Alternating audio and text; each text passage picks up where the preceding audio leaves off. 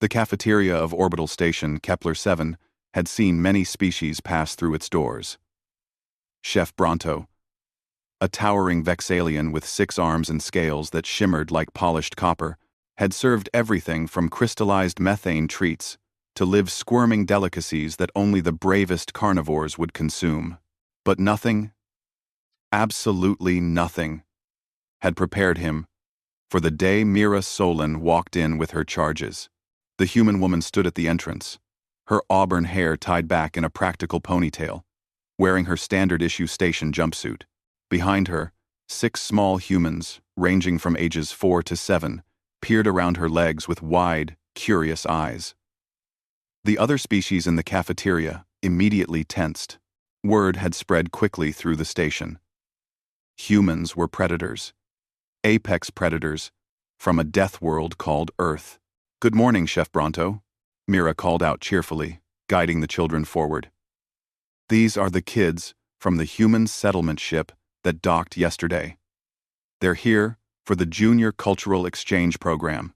Chef Bronto's primary arms trembled slightly. He'd read the reports. Humans consumed other living creatures. They had forward-facing eyes designed for tracking prey. Their teeth could tear through flesh. And these were their young. The smallest one, a girl with dark curls, looked up at him with enormous brown eyes. "You're really tall," she announced. "Are you a dinosaur?" What is a dinosaur?" Bronto managed, his translator struggling with the unfamiliar word. "They're big reptiles that used to eat." Mira quickly placed a hand on the child's shoulder. "Let's not worry about that right now. Chef Bronto, the children are hungry. What would you recommend?" The cafeteria had gone silent. A Quilarian family clutched their nutrient pouches nervously. 2 Metherian engineers backed away from the serving line. Everyone watched the predator cubs with a mixture of fascination and terror. Bronto's culinary pride warred with his survival instinct. Finally, professionalism won. He was a chef, not a coward. He gestured toward the standard menu with 4 of his arms. "We have protein synthesis cubes, vegetable derivatives, and carbohydrate compounds, suitable for most carbon-based life forms." A boy with freckles wrinkled his nose. "That sounds boring." "Marcus!" Mira's voice held a warning tone, but Bronto was already intrigued despite himself. "What do human juveniles typically consume?" Mira pulled out her datapad. "Here's a list of Earth foods that are popular with kids.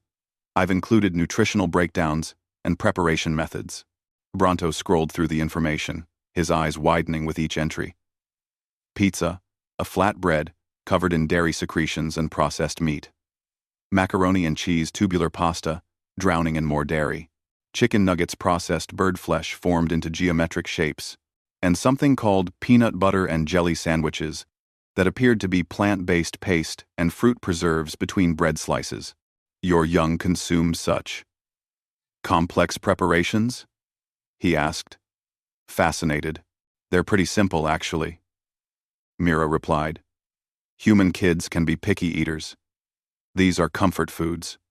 Mira, Mira, Mira, Mira, Mira, Mira, Mira, Mira. Over the next hour, something remarkable happened. Bronto's fear transformed into curiosity, then into professional challenge. He couldn't make authentic Earth food with station ingredients, but he could approximate, he could adapt. He synthesized a tomato-flavored protein paste for pizza sauce. He shaped local grain products into round, flat bases. He created a cheese-like substance from a combination of Vexalian milk substitute and emulsifiers.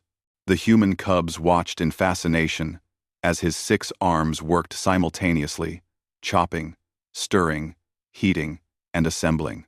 When he presented the first creation, his approximation of pizza, the children erupted in excited chatter.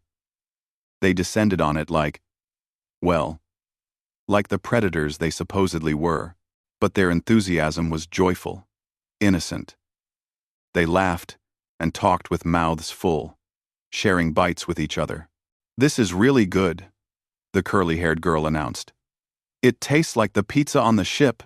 Close enough, Marcus agreed, reaching for a third slice. Other species in the cafeteria crept closer, drawn by curiosity. The food smelled interesting, different from anything they'd encountered. One brave Quilarian asked if he could try a small piece. Then another. Soon, Bronto was fielding requests from multiple tables. Over the following weeks, Mira brought the human children to the cafeteria regularly. Each visit, Bronto experimented with new approximations of Earth cuisine. He created space nuggets, protein chunks in a crispy coating. He developed station mac and cheese, a creamy, comforting dish that became surprisingly popular with Vexalians. He even managed a decent version of chocolate chip cookies, though the chocolate was actually a synthesized compound from Centauri IV. The exclusive menu became legendary. Other stations heard about it. Adult humans requested the dishes. Non-humans discovered that predator food was actually quite delicious. Bronto found himself featured in Galactic Culinary magazine, the chef who tamed terror cuisine. One evening, as Mira collected the tired children after their meal, she approached Bronto privately. "Thank you," she said quietly. "You didn't have to do any of this. You could have just served them standard station food." Bronto's scales shimmered with what might have been a blush. "I am a chef. It is my duty to feed all who come to my cafeteria. Besides," he glanced at the children, now playing a game near the exit while they waited. "Your predator cubs are not so terrifying. They are merely enthusiastic." Mira laughed. "That's a diplomatic way to put it. Though I must ask," Bronto continued, lowering his voice, "is it true what the Quilarians say? That adult humans can consume foods that would poison other species? That you eat plants that burn your mouths deliberately? That you create beverages from fermented fruit, specifically to impair your judgment?" "All true," Mira confirmed with a grin. Bronto shuddered, but his eyes held a gleam of professional interest. "Fascinating. Perhaps when the adult exchange program begins, you could provide me with more recipes?" As Mira herded the children out, the cafeteria slowly returned to its normal rhythm. But something had shifted. The tiny terror menu remained a testament to the day fear transformed into friendship, one meal at a time. And Chef Bronto, once terrified of predators, now eagerly awaited his next culinary challenge from the strange, wonderful humans. After all, if their cubs enjoyed peanut butter, what might their warriors request? He had a feeling he was about to find out.